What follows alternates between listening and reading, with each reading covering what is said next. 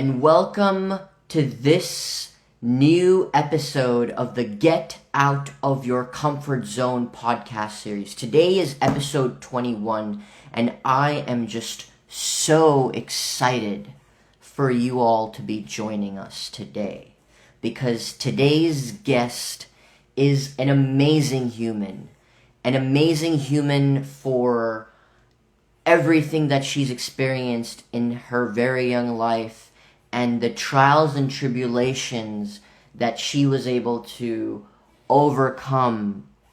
And not just overcome, but overcome in a way where she embarked on her healing journey and did so in leaps and bounds. And then also to reach a point now where she supports other women in similar situations to make progress on their own healing journey. I'm so excited for you all to get to know Chelsea better. I feel so honored to be in this position to be able to bring you the stories of such amazing women who have had to overcome so much. And I do so for a number of reasons. First off, I think it's important that we understand through stories what it is like to grow up a woman in our society, and what does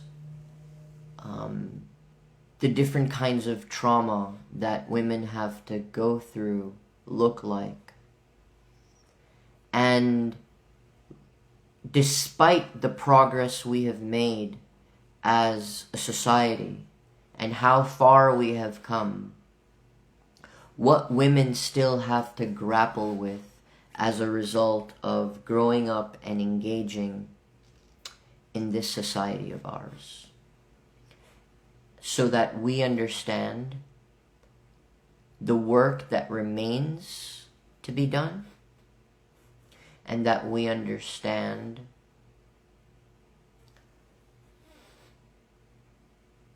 the trials and tribulations, especially if you were born male, and how your experience might be completely different. And with that, we have Yali. Alright. And there we are. Hello, Chelsea. Hello. How's it going? Good. Thank you so much for having me. Oh, it's my pleasure. Thank you so much for being here, for making the time, and for, being so open as part of this journey thus far. Yeah. It's already been such a journey since the first time we spoke. Yeah. So, without further ado, may I get started by giving an intro of you? Yeah. Fantastic. Well, before I do that, I want to welcome our audience. Thank you so much, not only to our guest, but to our audience in the here and now, as well as those of you who will be joining us in the near and long-term future. I am so excited to introduce you all to Chelsea. Chelsea grew up a middle child in a rough neighborhood where she was, exposed to around prostitution, as well as gang violence. Her immediate home environment, including her father, grappled with alcoholism, and her parents grappled with an abusive relationship which affected Chelsea's home environment. Her older sister grappled with mental health challenges. And as a result of these trials and tribulations very early on in life, Chelsea made a promise that she would not rock the boat, that she would be a good girl, the best girl. And so she excelled in school, and her first love, if you will, gymnastics. She experienced a lot of non-sexual violent trauma as well growing up where she did, and was forced to move out of her house at the very tender age of 15 to fend for herself. However, this was after she had her first experience with violent sexual trauma. And it did not stop there. Throughout her young life, she experienced sexual assault on more than a handful of times, which we can't even begin to imagine how it traumatized her. This led her to exist in a constant state of survival mode, where she started to,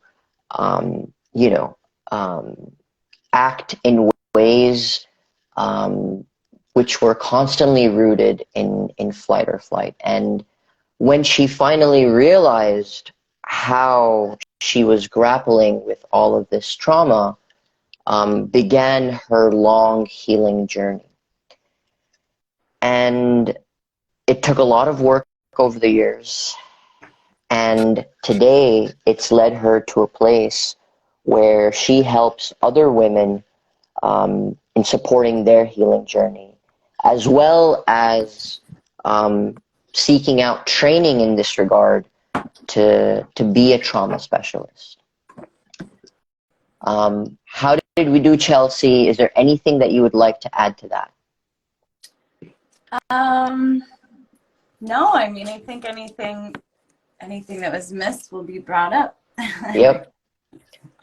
Fantastic. So before we dive into it, can you please share with us the story of how you and I met? Yes. For the audience. Yes. So I was in Nevada City. That's where we met. I went to a spoken word night, and Lion was hosting. And actually, there's a part of this story I haven't told you, Lion, but you were up on stage, and one of your poems was about the masculine, feminine healing.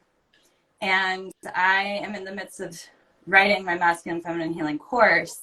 And so your poem really impacted me. And I'm like, yes, there's brothers out here who are doing this work, who are speaking about it, and so eloquently as you do. So that was the first draw to you. And then at the end, you mentioned an online platform for storytelling that you facilitate for people all around the world to tell their stories. And immediately I got the ping to come approach you and introduce myself, and offered an idea of sharing birth stories.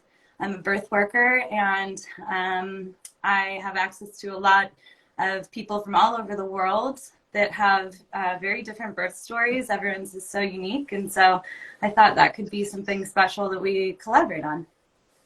And said yes. Very enthusiastic. Yeah. And you know what's so amazing is that usually in a lot of these episodes, I'm usually the one who goes up to, these people, and what's so uncharacteristic is how you approached me. So kudos to your courage for coming up to a total stranger, and look where it has brought us. So thank you for that. As we dive a bit deeper into your childhood, could you help us understand, because one of the things that really stood out to me was how you were very quiet as a very young girl. And so the background of that, and when you finally found your voice around the age of 10, how that was a very interesting experience. So I'd love to begin there. Yeah, so I was definitely described as a child as like mute, very shy. Mm, It's interesting though, because I didn't actually feel shy. I mm, remember witnessing and just choosing not to speak. So I didn't feel like timid, but that was how I was described. But I was born with some ear issues, and I had ear surgeries, and so it was like I was hearing underwater. And mm, so I think that was what initiated the, not talking, because it was loud. I was hearing things really distorted. And so I got my ears fixed, but after that, I was still just really silent. I was an observer, is how I was described as well. I took everything in. They could tell I was smart, they could tell I was really on it. I was really smart in picking things up, but I just wouldn't talk. So my experience with my household, mm, my family are yellers. The yelling was the thing. It was very mm, loud. The TV was always on. There was a ton of yelling, and mm, that for me was super overwhelming.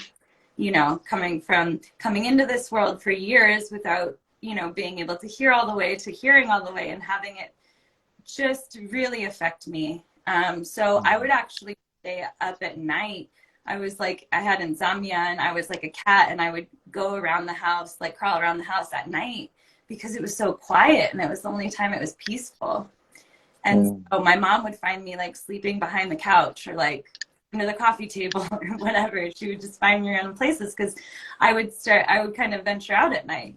mm, It was quiet, and that's what I needed. I needed quiet.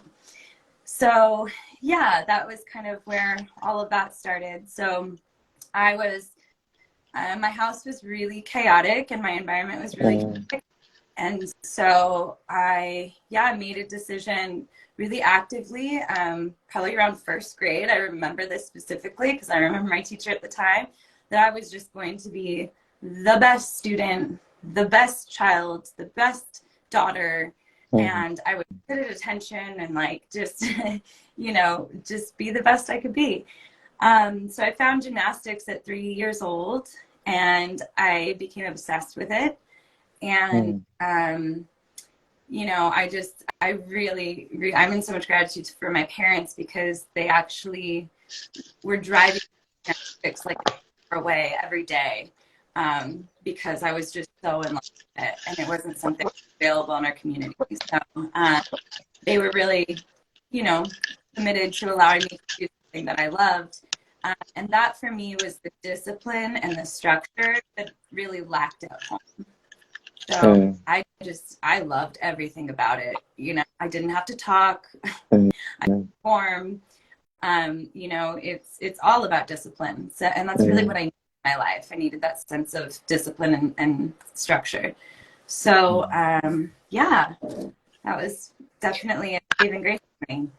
Yeah, there was a turning point around the age of 10 where you were no longer willing to be as quiet, mute as you were. Yeah, so I had a moment where I remember really actively being really angry, just really angry. I had this rage in me. I started just getting over it, just getting over everything that was going on in my house. And I I freaked out. I started screaming at the top of my lungs, and I made this conscious decision. Like, I remember like the day, like it was like leading up to this moment where I was just like, okay, I'm gonna scream. I'm gonna say everything I want to say. I'm just gonna like, and I did. I mean, I was like, they yell at this level, I'm going to this level. And so I did. And so the reaction to that, because also I was kind of, you know, the forgotten one in the sense that I didn't get a lot of attention in the way that my sisters did, because we had the baby, and then we had my older sister who caused a lot of, you know, trouble for the family. And so I was the good one and I was the quiet one. And so I kind of got pushed to the side in a lot of ways. And so I decided I would act like my older sister, but amplified. And so I screamed and I freaked out. And the reaction was, my parents actually brought out the video camera and videotaped me losing it. And they were all laughing and mocking me. And it definitely was not the attention that I expected to get. Seeing the attention when my elder sister would throw fits or my baby sister would throw fits, much different than that. So that was a big trauma win for me. Absolutely. Just finally expressing myself, obviously in a totally unhealthy way, but just like really getting there and having them video it, being mocked and being laughed at. And I believe one of the things that you shared was even your mother's observation to your father about how there was a disparity in how he treated your older sister compared to you. Are you able to paint a picture of, you know, how that disparity and your older sister's mental health challenges sort of further exacerbated your sort of existence at that age in the house? Yeah. So my older sister struggled with a lot of depression and suicide. So that, and I understand now, obviously, as an adult, that when you have a child that is threatening or attempting suicide, you're kind of walking on eggshells with that child. So it would be a lot of, you know, we all knew that she was suffering so badly. So it was like, oh, Chelsea, just deal with that. Or like, don't make a fuss about this or that because, you know, she's sick essentially. Or, you know, it was a lot of one-sided, I mean, everyone really just wanted to cater to that. And I understand why that must have been terrifying as parents. Yeah. You know, to deal with a young woman in that state. But I definitely got pushed to the back burner because of that in every way. And I know my father was really close with her. She was the first daughter, and so they were really close. And then she really rejected him and started hating him and pushing him out. And so he was always trying to make it up to her and show up for her and, you know, take her to ball games and like do things with her. And I didn't have that connection. I really wanted that connection with my father, but it just wasn't available. And my dad has actually said recently to me, like, you know, he's like, I don't really remember that much because you were always quiet or you were at gymnastics. And so I didn't really remember me having like, you know, some of the traumas that I have. He is an alcoholic, so he was pretty drunk most of my childhood and my life. So there's that, but also I tried to be incognito and not cause a stir in our family. Thank you for bringing up your dad because it provides a good segue into, as part of your dad trying to overcome his alcoholism, he turned towards religion. Mm-hmm. How, if you could provide some more background in how that changed the dynamic within your house and your perception within that. Yeah, you know, in our household, there weren't very many rules or boundaries, or it was kind of a free for all. We were all really, Mm, you know, we were all really good kids, and but yeah, it wasn't. We weren't disciplined mm, in the sense of, you know, a parent-child relationship. So when my dad found Jesus as a born-again Christian and went down that rabbit mm, hole, and was sober for I think maybe a year and a half, 2 years, but then went back into alcohol and still held these beliefs really strongly. And you know, people use the term like Bible thumper or whatever. He was very mm, passionate about spreading the word of Jesus Christ.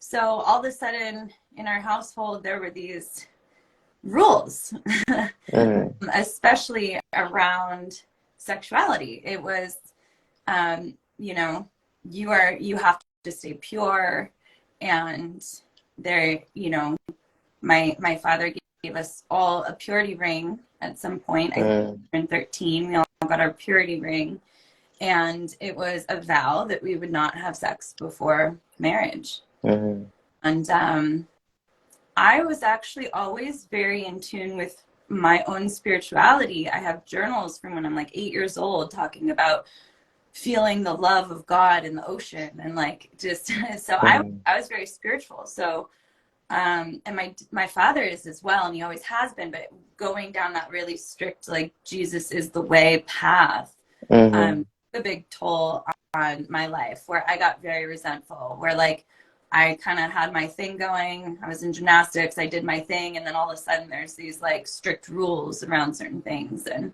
mm, I'm really resentful.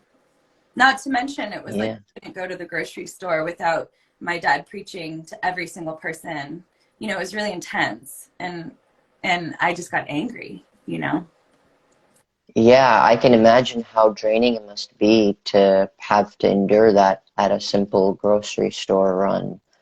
But I think thank you for sharing that, because I think, you know, your sort of dad's relationship with religion uh, is a very important part of the context um, of what happened at the age of 15, your first experience with sexual trauma. Mhm. Can you share the story of, you know, that night and what happened? Yeah, so I had been in a relationship with my boyfriend Mm, in high school, and I was a freshman, he was a senior, and super sweet guy. And I had this very strict thing embedded into me and programmed into me, like we cannot have sex before marriage. And so I was really holding that.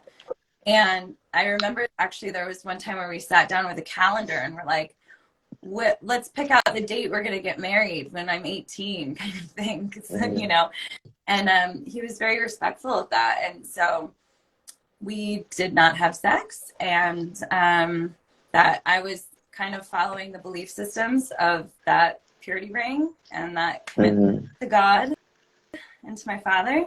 So at 15, I went to pick up a girlfriend at a party. I was driving, and I went to the party. It was like a college party, you know, and we were like freshmen, I think, or maybe sophomores at that point. And I couldn't find her. And, you know, I was totally sober. I was the designated driver. So I'm walking around the house trying to find her. And she called me really intoxicated. And so this guy was like, "Oh, I think I know who your friend is." And he led me up the stairs and into a room and shut the door.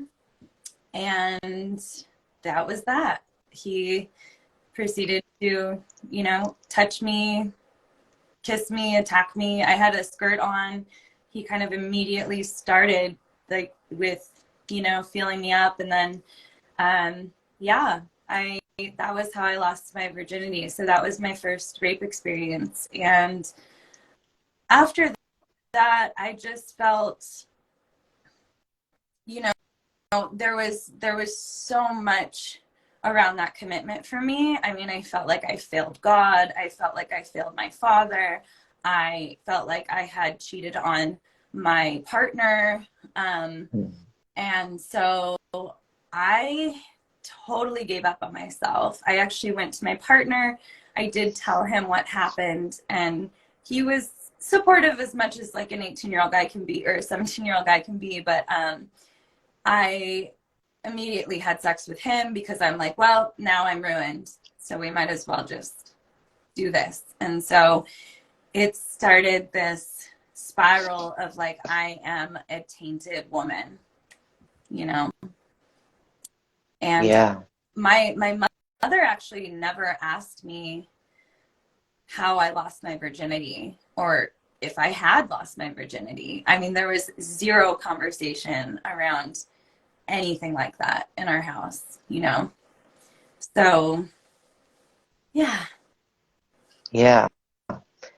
And as a result of this experience, how did it impact your relationship with your father, and ensuing sort of you know, dynamic as a result? And yeah.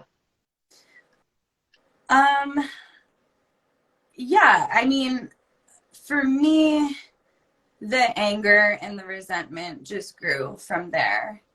Mm, And when I was very distant from them, and mm, pretty much stayed at my boyfriend's house at that point. And when we broke up, and I just wanted nothing to do with them. I was ashamed. I knew that there wouldn't be any understanding. There wasn't. Um, mm, there wasn't. When they did find out, there was no understanding around it. And so I decided I needed to get out of there, that I had been taking mm, care of myself. And, you know, you know everything when you're a teenager. So I was pretty confident that I would be fine in the world. And I went into the principal's office and asked what I had to do to graduate. And mm, um, yeah, I only needed like 1 or 2 credits. And so I finished that and I was out. I just needed to go. And I would say I really like hated my father for quite a while. We didn't um really reconcile our relationship until my late 20s, and now he mm. and I are so close. He's one of my best friends. I love him so dearly, but it took a long time. Yeah. And I can't imagine sort of the you know, the sort of circumstances around sort of having to undergo the sexual trauma that you experienced, and then to have the kind of family environment that you describe, to feel so isolated that it would force you to leave the San Diego area, which is where you grew up, Mm-hmm. and move to, I guess, Long Beach at that Mm-hmm. time. Let's fast forward a bit, because you were, you know, in that area for a few more years until you moved to Boston. Mm-hmm. I remember that when we were talking, I was quite surprised by Boston. Could you share with the audience what drew you to Boston?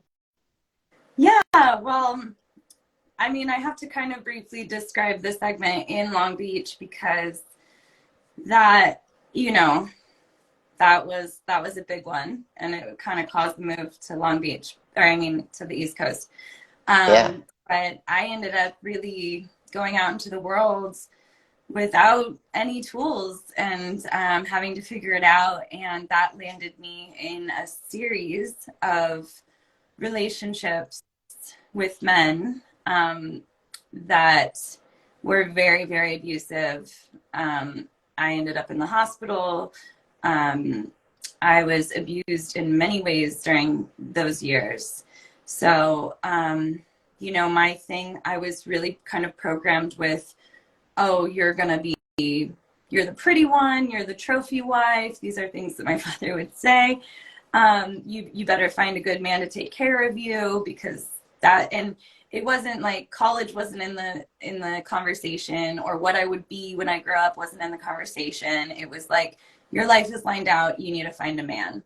And so I really was playing off of that. That was my goal, was to find a man to support me. And I kept, finding men in these really rough areas that were gangsters, that were, they were rough men. So there was a lot of trauma there. And then from there, I decided, okay, this is it. I need a new start, totally fresh start. So I moved to Boston with $300 and a suitcase. And it was the middle of March, and I had never even seen snow or felt cold in my life. So I had like a hoodie, sweatshirt, and jeans. Like, I didn't have any gear. And I remember getting there and just trying to like walk to the grocery store from the apartment and just like, oh my gosh, what have I done? But yeah, that started like a 9-year journey on the East Coast. Yeah. And just for clarification, the narrative of the trophy wife, can you clarify who was feeding that to you? It was kind of the joke of the family.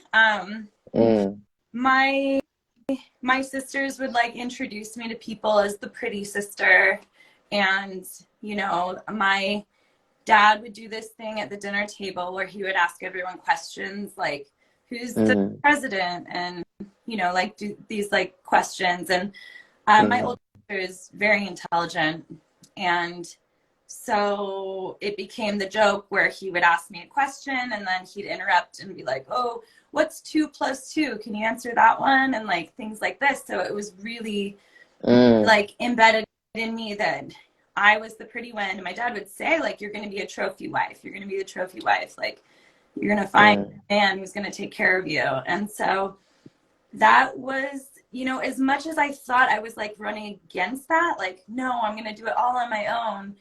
I was always searching for that as my goal, as my endpoint. Like, I didn't have a clear vision on career opportunities or what do I want to be. It was always like, where is that relationship? When it, where is this man? So yeah, that was really embedded, and it played a massive part in my life for sure. And probably the decisions you made as a result of this programming, very deep programming that you speak of. So thank you for sharing that. I want to talk about New York. You were 24 when you moved to New York. As you described it, you were on cloud 9. You were a dancer, a gymnast.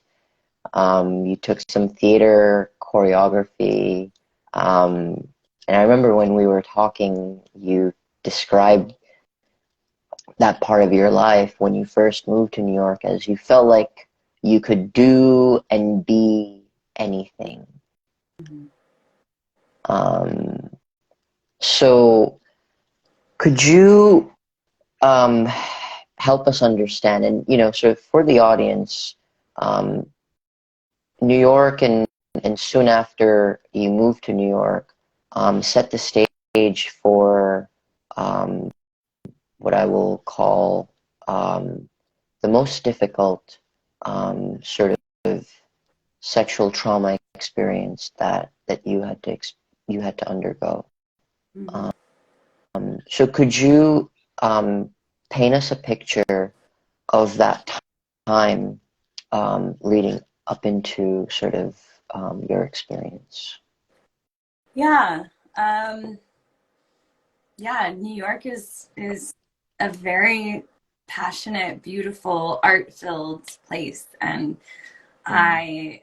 I, you know, it was pretty simple for me to find an apartment and to get on my feet there, get a job. I felt like I was Forrest Gump. I was just running into these situations that, you know, I wasn't necessarily even qualified for. And it would be like, here, like, do, you know, come have this job. Or it just felt like magic through and through. Um, and so I was moving out of my apartment Mm. and looking for another apartment. And do you want me to go into the story of that situation? Whatever you feel comfortable sharing. Okay. Yeah. Um, yeah, I'm ready to speak to it. I think it's important.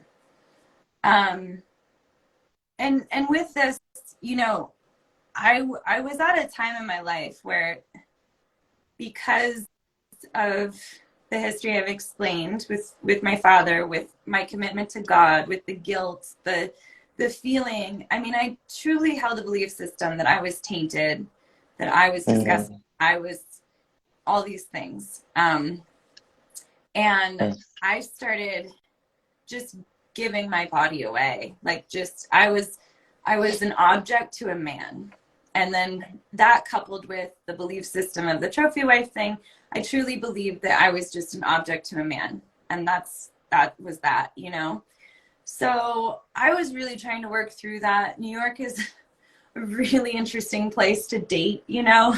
So I was trying at that point to kind of just, you know, I felt just ecstatic to be in a new environment, and it was just intoxicating, the city. And so I was like trying to really start to reel that in, and, Mm-hmm. you know, find a new identity for myself around my sexuality, and really just go into my gifts and my art and all the things I was doing. So right at the pinnacle of that, I was looking for a new apartment, and a man messaged me on Facebook, and we had a mutual friend who's my best friend in the whole world. And so Mm. he messaged me and said, I have an apartment on the Upper East Side, and I wasn't planning on renting it out, but if you need a place to stay, you can stay there. I am actually living in LA right now, and I won't be back for like 6 months. And I Mm. thought this was like more New York magic, you know, Mm. like, oh my gosh. And so I'm like, okay, you know, we have this mutual friend who I really love and trust. And like, yeah. So I move into this apartment, and I'm just like beyond myself. He told me that I don't have to pay rent if I don't want to, that I can, you know, just be there because the apartment's not being used. Mm. So I was in this beautiful apartment on that Upper East Side, just, you know, coming from like the ghetto of Brooklyn where I was living. And Yeah. I'm just like, yeah, I'm moving up in life. So that was really exciting. About a week into me being there, it was Fashion Week in New York City, and big week in New York City. And Mm. he shows up, and he comes into the apartment, and I'm a little confused by the whole Mm. thing. Like, hey, I'm just, you know, I'm here for Fashion Week, and I'm only going to be Yeah. for the week. And I was like, okay, you know, you can, I'll sleep on the couch or whatever. And he's like, no, no, it's fine. You know, he seemed accommodating, but I felt weirded out by the situation that he would show up a week into me being there without any notice. So, yeah. I don't know how detailed to get with this story, but there was a night he invited me out to Fashion Week with him, and he had a driver, and we went to this club that I was like, you know, at this club in this booth, like VIP booth with like Jude Law and all Mm. of the Victoria's Secret models and all these actors and models, and I'm just like, wow, you know, Mm-hmm. what is this, you know? And they all knew him, and he was very wealthy and well known. Um, but at that point, even I was really skeptical of him. Just there were Mm-hmm. he was he was doing during that time. Um, but I was kind of playing the part, playing along, like, okay, you know, he's letting me have his home. I'm gonna, like, you know, entertain this. So there was a part where I went into the bathroom and he came in, and I'll skip some details, but he basically he took my head and slammed it against the bathroom sink, and that was it. I knew I was in trouble, and so yeah, he led me out to the car and like forcefully, and went back to his apartment. And from there, I endured 3 days, 3.5. It seemed like forever, so that half was important. 3.5 days of rape, and I was locked in the room, and there were just times where I didn't know if I was ever gonna get out. And this man was a heroin addict, and so he was shooting up, and there were actually other people in the apartment multiple times, and I would scream, and when I did, you know, he would come in and I would get hit and silenced, and they didn't care that I was there. They knew what was happening, and they didn't care. Like a room, you know, an apartment full of people. So that was pretty terrifying. I remember at one point there was this picture on the wall, and it was like of this vase of flowers. And I remember every time he would come in, I would just look at the picture and stare at the picture while he had his way with me. And it was some sort of comfort or something. But so finally that one day he walks out of the room, and I could hear, I mean, at that point, everything, when you're in trauma mode, everything is really hyper sensitive, right? You're like hyper focused. And so he walked out of the room, and I heard that he didn't lock it. I could hear he didn't lock it. And so I was like, okay, you know, and so I'm like, this is my out. And I waited probably about 4 hours. It was completely silent. And so I'm like, okay. And I remember I kept waiting, because I was like, if I don't know if people are in here. I can't hear anything. I hadn't heard anything in hours, but I was just like, I couldn't, I was like, okay, finally, I'm like, I have to just go for it. So I bolted out the door, and I happened, like, my bag was sitting like by the door. And so I picked that up and I ran. And I finally got out of there, but I didn't have anywhere to go. I didn't know where I was going to live.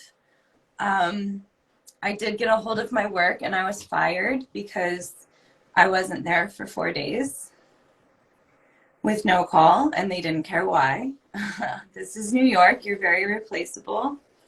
And so I sat on the side of just a street corner, and I listened to Little Girl Blue by Janis Joplin over and over and over and over and over. And Janice really knows what's up. I felt like she understood me. I felt like someone was there for me. So I did that until a man, a taxi cab driver, very sweet Indian man, and he pulled over and got out of the car and said, "Do you need a ride?" And I said, no, I don't have any money. I don't.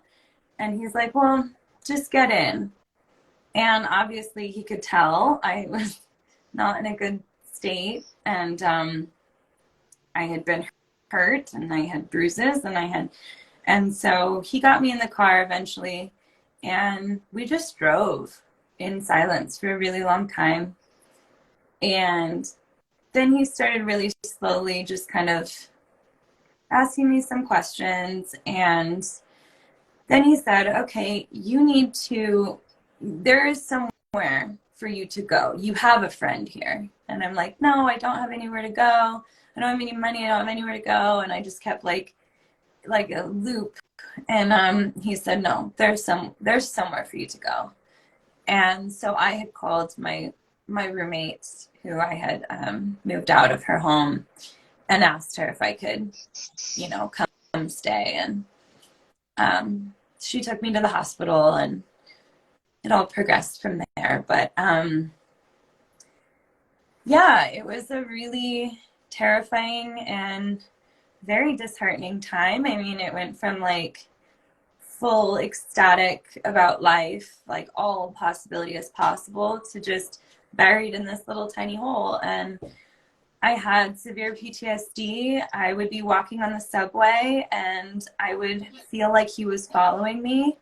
And so I had to get out and put my back against a wall, and I would just shake, and my back against the wall was like I would stay there for hours. Like I just wouldn't be able to move. I'd be on the phone with somebody, and then I'd start whispering to them, like, we can't talk. He's listening. He's listening. And it was frustrating because I knew that it was crazy. I knew that he wasn't following me or listening. Like a part of my brain knew that. But I was so convinced, like I could feel him at all times, like hovering over me. So yeah, eventually I went to a counselor that was recommended, and like a rape clinic or like a women's clinic in New York. And I remember sitting down with this counselor and just telling her, I've been raped. And she responded to me, and I didn't even get into the story or any of the details. And she responded to me like, girl, you're in New York City. Every woman gets raped. And then I just froze. I just felt, okay, like there is no help. Nobody cares. Yeah, so that was a big turning point for me. When I left that appointment, I just decided that I had to drop it right then and there, that I just had to move on with my life and keep going, and that no one cares, and no one wants to hear the story, and no one's going to help you out. And simultaneously, I had called my parents, and I left the hospital. I called my parents and I let them know what had happened. And I didn't hear from them for 4 months after it had happened. And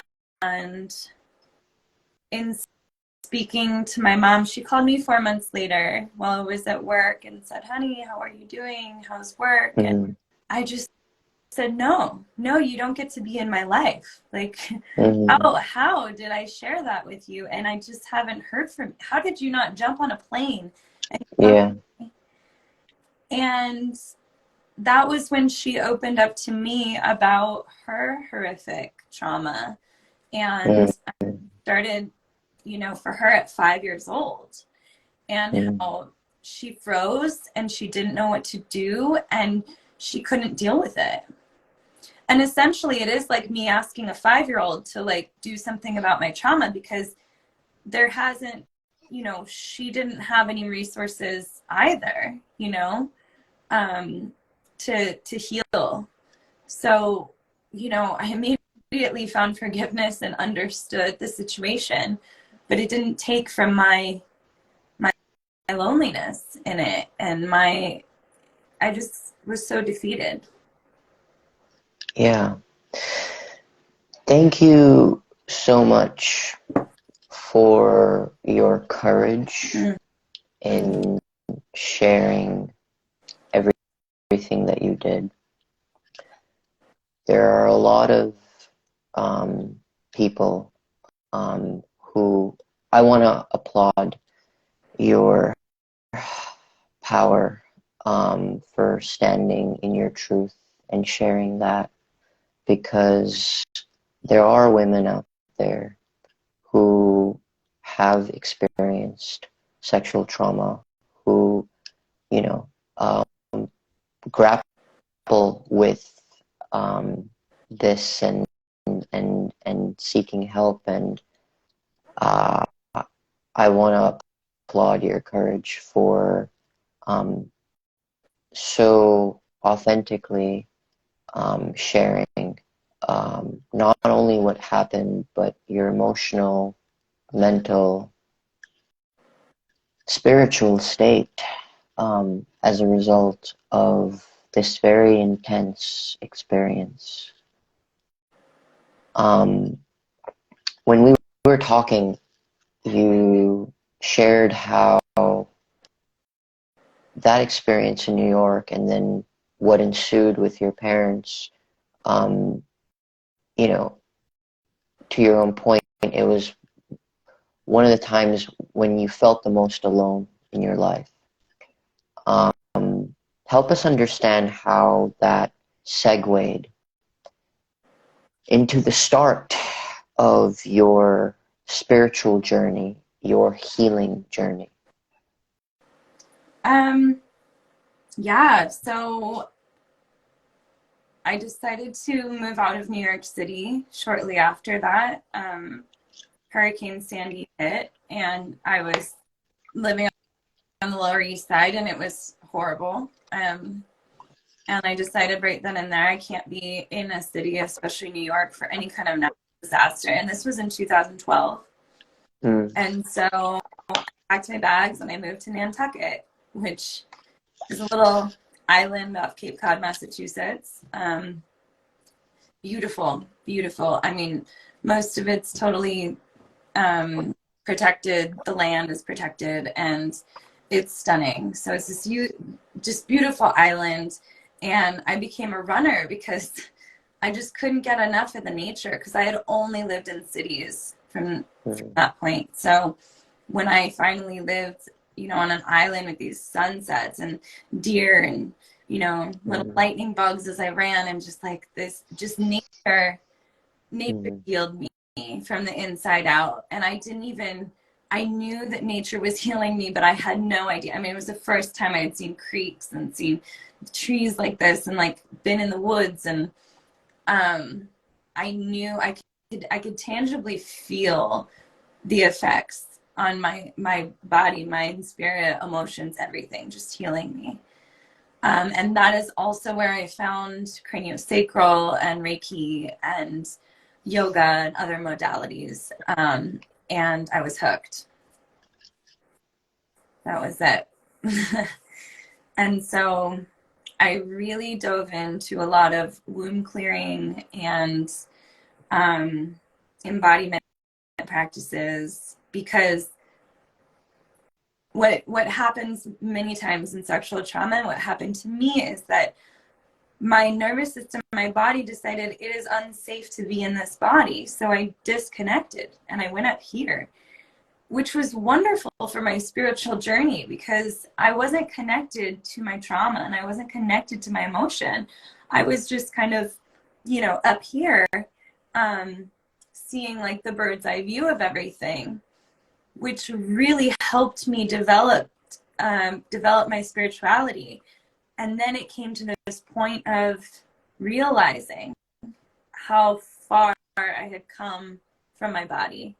And then I thought I was over my traumas, and I thought I was totally healed.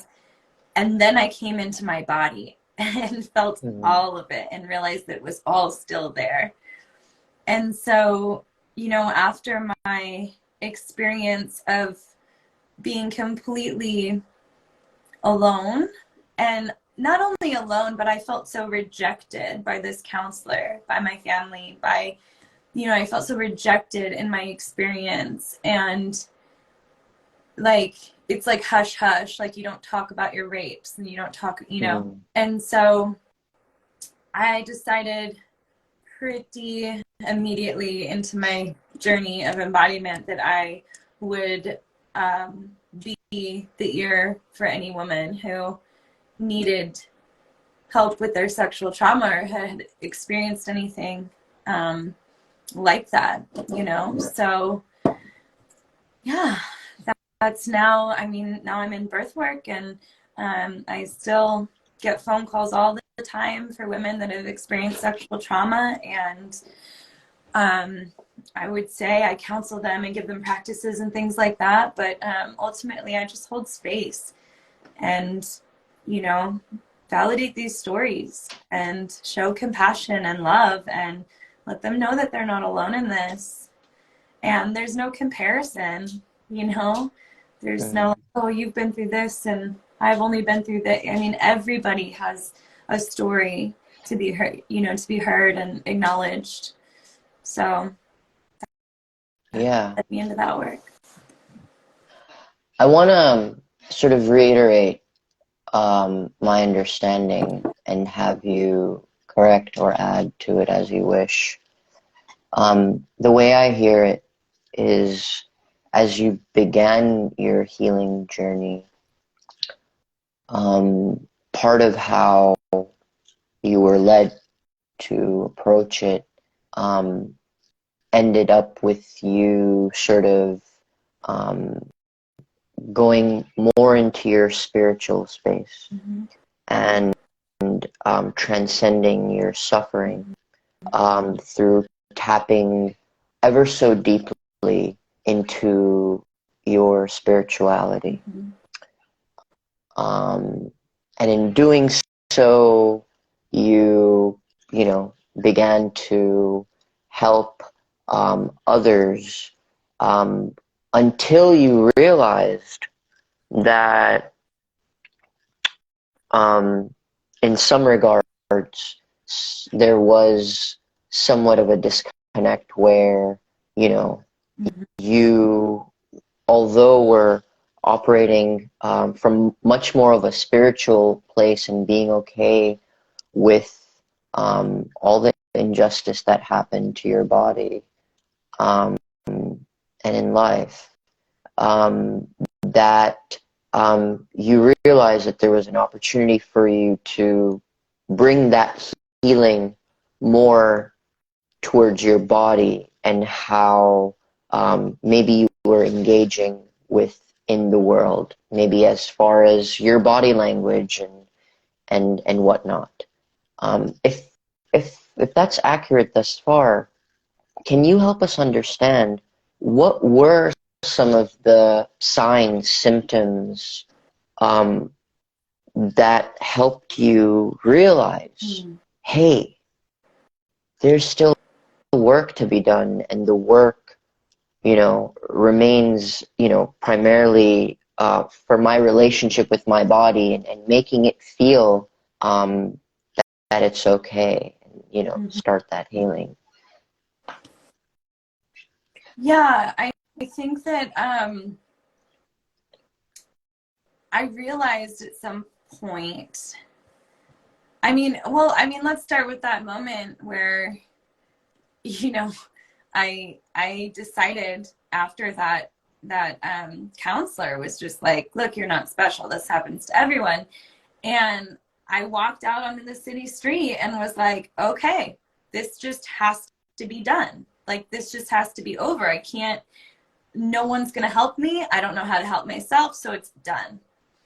And that's, you know, I had to leave my body because there was so much trauma that had been done to it. There was no way to process it. So you get into this, you know, they say the trauma modes are like fight or flight. And I always thought I was a fighter. That was my, I thought I was a fighter.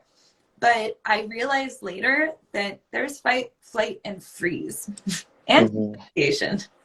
And so at first I disassociated so that I could move on with my life, so that I could go get a job and put a smile on my face and make new friends and like just do life. And I disassociated from it. And then I realized through many encounters, and then it actually took another encounter counter with Mm-hmm. men attacking me for me